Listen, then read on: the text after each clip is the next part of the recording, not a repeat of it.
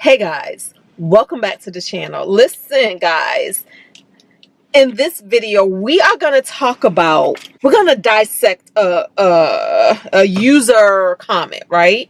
Let's talk about the comment first, because I'm trying to think, what's the title of this video? What are we talking about? We're talking about the rise and the fall of net worth. So this was the question. Somebody asked me this question: how did you increase the savings and investments by 30K in 2 months? That's a lot.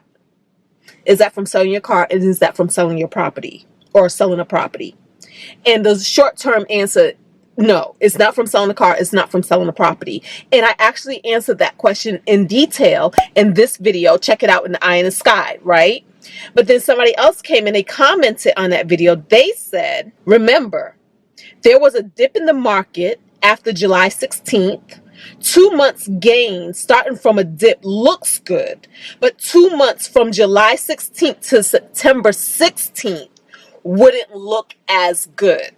So what that commenter was saying is that the reason why it appeared that I had a $30,000 increase in 2 months was because the market had taken a dip, and as if to say, because of the dip, the market recovering appears as if that's where the 30,000 came from. So it wasn't in like true gains or true increase. It was more from the market recovering itself. Now, again, I say I made a video that went into full detail on the 30K and where that came from. And in all actuality, I actually made more than 30K, because in that video breakdown, I actually showed that the money I spent or pulled, that wasn't even factored into that 30K. Okay, so check out that video and that's going to give you a great breakdown. But in this video, I want to go over historically what my net worth had been doing since the time that I've been tracking it. Now, I haven't always tracked net worth. It's something that I started doing a little later in my journey because, like a lot of people, I was afraid to face the numbers. I was afraid to get demotivated. I was afraid to be kind of like, oh, I thought I was doing better and I'm not. And so I never faced the numbers. Today, I really wish I would have faced the numbers. And I truly encourage any of you out there who haven't tracked your net worth to face the numbers, because you know why? The numbers will only get better. It will only get better. And there is going to come a day that you're going to wish that you could have looked back just to see how far you've come. Okay? So the numbers, it has nothing to do with where you're going to be in your future. It just has something to do with today and where you get to go in your future. So look at the numbers. Do not be afraid. So right now, I want to go over the historical numbers, like over time, what my numbers have been. And then at the end of this video, we're going to take a look at 1 month update on my net worth. So first, let's take a look at history. January 2022. I had previously did my net worth the month before. So the month before being December of 2021. So now January of 2022, 1 month, I had an increase of $38,509. And again, I'm using my own screenshot. So I've also had comments about people saying, you're going to just believe her numbers. Honestly, you don't have to believe anything that I'm saying to you. And honestly, I do this for myself. And I love keeping track of my own personal trends. This way, I don't have to fall for anybody else's myths. Whether the myths are good or the myths are bad, I get to see the numbers for myself and I get to make my own conclusions based off of my own historical data. And hopefully for those of you with an open mind who are not so skeptical, hopefully this can help to inform you too. That's all we're saying. That's all I'm asking. And that's all I'm hoping for. Okay. So again, 1 month increase of $38,509. 1 month. Now, the next time I pulled my net worth was 6 months later of July 2022. And if you think that increase was pretty good, 6 months later, I had an increase in my net worth of $130,475. Okay? Now, we're not going to celebrate, because the next time I did my net worth was December of 2022. That was 5 months later. I actually took a decrease. This was the first and only decrease that I have on record. And that decrease was $92,000 $238. And the reason for this decrease was my property lost a lot of value. My property lost $107,900 in value. And this was just according to Zillow.com. That's where I pulled the numbers from. And that's what that was, right? So I'm like, woo, that was kind of hard. I remember that video. I remember how I felt in that moment. And I was like, wow, this is crazy. Nobody ever wants to look at their net worth, which has a trend of moving up, and then being like, oh my goodness, it actually fell almost $100,000. Almost $100,000. Now, the next time I did my net worth was 4 months later, April of 2023, and I had an increase of $74,252. Now, again, that increase didn't recover what we just previously lost, but we were moving once again in a positive direction. And then I did it again the very next month in May of 2023, and I had an increase in that 1 month of $27,902. 1 month increase, okay? Then I did it 3 months later in August of 2023, where I had an increase in 3 months of $36,156. The next time I did my net worth was 5 months later in January of 2024, where I had an increase of $82,115. And then I did it again 1 month later, May of 2024, I had a 1 month increase of $36,999. Then I did it 2 months later, July of 2024, I had a 2 month increase of $21,942. Again, guys, we're seeing that the trend is more often than not, I've had these increases that look about the same. I'm going to say a good 20 to 30,000 a month has been my trend. So this had nothing to do with the market taking a dip, nothing to do with that at all. And then the most recent one that you all have seen, a lot of you have seen, was my September 2024, where I had a 2 month increase of $36,040. And this was my total net worth, looking at my property, looking at my savings and investments, and looking at my car asset. Okay, now it is October of 2024, so it's 1 month later, and I pulled my numbers. I pulled my numbers just to see how are we doing in 1 month. And you know what? Clearly this format is going to be a little different, because let me see why. Maybe I can make it work, because right now I have this on my notes in my phone, so I haven't applied the numbers to my basic spreadsheet. Somebody said your spreadsheet's basic. It really is. Guys, right now I'm at work. I ran out of work for an appointment, and so now I'm stopping before I go back to work to make this video in this car. And I say all of that to say that nobody has time. Nobody has time in my real life, where I make my real money, to spend a lot of time making pretty things for you guys to visually look at. I just don't have the time. Would I like to? Absolutely, I would if I had the time, but I don't. So we do what we can with what we have, okay?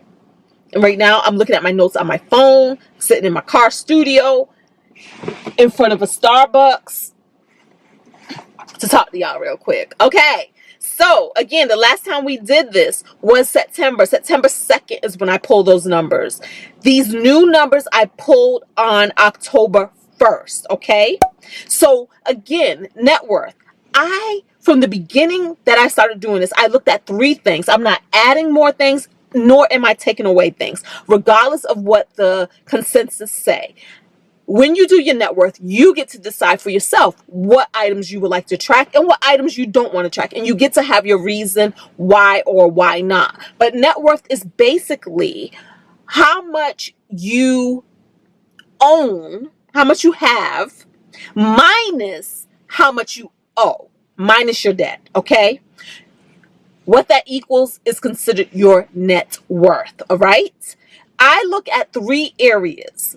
The 3 areas I've always looked at. I look at my cars, or car, because I only have one. I look at my properties, or property, because I only have one. and I look at my savings and my investments. For the sake of this video, I combine savings and investments. I don't break it out, okay?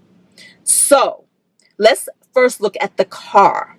And I want to answer a question because I also have been getting some questions as to cars depreciate over time, right? This is what we've always heard. This is what we know. Cars do depreciate over time faster than any other asset you will have. That's the whole key. But that does not mean that a car's value can't rise and fall based off of what the economy is doing. The rising and the falling of a car's value is never going to exceed the amount that the car has lost in value. So meaning over time, your car is going to decline, but in that decline, the decline doesn't always look like this. Sometimes it looks like this. But you see, it's still declining. The trend is still declining. So I say that because in my last net worth video, we had an increase in my car property value of about, I think about 2,000 or something. And people question, well, that ain't true. How can a car go up? Well, first of all, I just look at Kelly's Blue Book. I pull my car value off of Kelly's Blue Book. Kelly's Blue Book is going to pull car values off of the trend of our cars that are like yours, comparable to yours. What are they selling for these days based off of the research that they have? What are they being traded in for? What are they selling private sales for? What are they selling if you use a market like, let's say, Carvana or whatever to sell your used car? That's what they're using, and it goes up and it goes down. Sometimes prices are going to go down based off of the price of parts in the United States, because sometimes when parts are higher to get cars fixed, the used car market will go up. Sometimes when the new cars are either at a shortage, and we've seen this during the pandemic, used car values will go up because there are a whole bunch of inventory in the new car sales.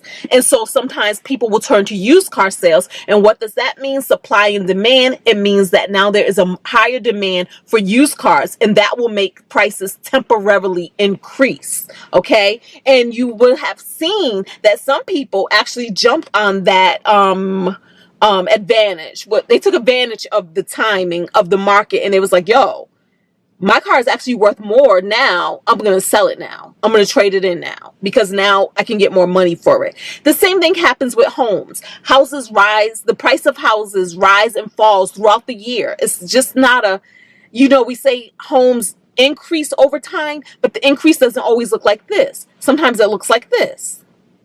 Same thing. And it just moves in the opposite direction, where a car will move in this direction. So I say all that to say, the last time we looked at the car, it was worth $15,385. 1 month later, y'all, it increased again. What you want me to do? What you want me to do? I'm just pulling numbers off of Kelly's Blue Book. It increased. It is now worth $15,900. Okay, so that was an increase of $515.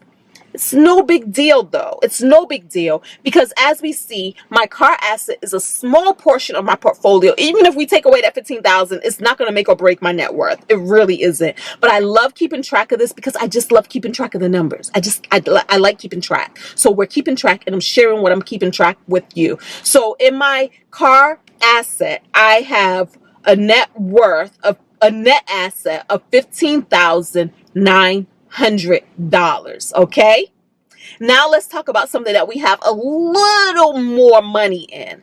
That is my home. A lot of you know I am on a journey to pay off this good home. You can check out my home payoff journey in this video here, Eye in the Sky. But let's talk about it. The last time we did this, guys, my house was worth $997,400. Okay. 1 month later, guys, guess what? It decreased in value. It is now worth $988,800. I owe on it $136,990. This gives us a net value of $851,810. Y'all, this is a decrease of $7,290. But this isn't a big surprise to me because, again, I've been tracking my net worth over time.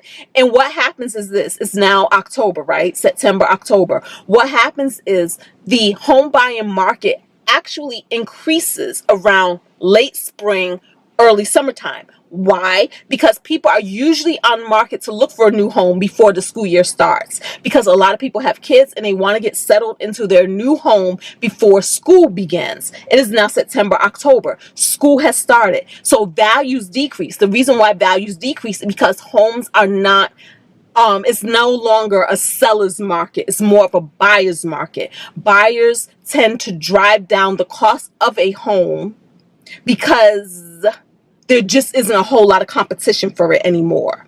Whereas in the summertime, there's more competition, and that will usually drive up the price of a home because people actually compete and they bid and they may raise up the value of what a home is selling for because they're trying to win their bid in the buying process of that home. So I may put my house on the market for $900,000 in a seller's market. I may have a whole bunch of offers come in, and the offers know that if they want to win the offer, they have to bid more than what I'm asking for.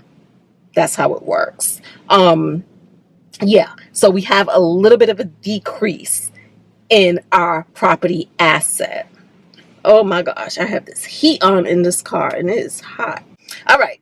Now, let's get to my favorite. My favorite, this is where I would love for my value to grow in more than anything, and that is in my savings and my investments. Okay. So the last time we did this, guys, I had $727,626 in savings and investments. Okay. Now, like I said, in my own personal spreadsheets, I do break out what each account has. But for the purpose of this video, I just lump it all together. But I'm going to tell you, because I've had this question asked before as well, what is the money being held in? So this is comprised of my bank savings account. This is where I go to when I just need immediate cash really quick. I don't have to do any transferring and waiting for the money to become available. So I keep a little bit of money there. And then we have a high yield savings account. This is where I keep my 1 to 2 year emergency funds. This is where I keep my sinking funds for when I have to pay taxes. I actually save a little bit of money every single month in these accounts because A, we're going to earn interest on it. And these are bills that are going to come due either once a quarter or once every 6 months or once a year. So I keep that money in my high yield savings account. And I'm also keeping my mortgage payoff freedom fund in a high yield savings account. Okay. So we have that. And then we have our 401k. And then we have our health savings account. And then we have our IRA. And then we have a regular brokerage account. So I believe those are all of the accounts. Let me see. Yep. And so that's what makes up that $727,626. 1 month later, it has increased to $742,321. Okay. That is a 1 month increase of $14,695. So you see, we're on trend to almost like a 30,000 increase in 2 months. So we're on trend for that because that's about $15,000 that we increased, and it's on par with what the historical data showed us in the past from when I tracked my numbers. Okay. So now when we look at our total net worth, again, we have net worth and car asset of $15,900. In the property, we have $851,810. And then in savings and investments, we have $742,321. This gives us a total net worth of $1,600,000. $1,610,031. $1,610,031. And this is a 1 month increase. Not all that excited. A 1 month increase of $7,920. Why? Because the property lost value of about the same, of about $7,300. So that's what brought our net worth, not as dramatic of an increase. Yeah. So we're still on our goal to become a multimillionaire. 2 million, two. We are currently $389,969 away from that goal. So just under $400,000 away from that goal. I'm happy with this. Again, I love seeing the savings and investment portion of the money increasing. And as we all know, the house is gonna do this and it's gonna do this and it's gonna do this. But at the end of the day, the house is gonna be paid off. So we're gonna have at least another $100,000 in that asset. Okay, and then from there on, we'll just be relying on the property just gaining value over time until I decide to sell it and do something different. Because I do not plan on holding this house forever and ever, amen. But it will help to fund the housing portion of my retirement plan. Because again, we have to live somewhere. So I plan on having my house and whatever I am able to do with that house, be able to fund my living expenses as far as having a roof over my head in retirement. That's the plan. Okay. So thank you all so much for being here. Don't forget to thumbs up, subscribe. If you're not subscribed, subscribe. It's a good time over here. We don't take ourselves too seriously over here, and we try to educate and we try to entertain. That's what we try to do. And we always try to have fun, and we're always going to mind a budget. Okay. So I'm going to see you guys in the next video. Peace.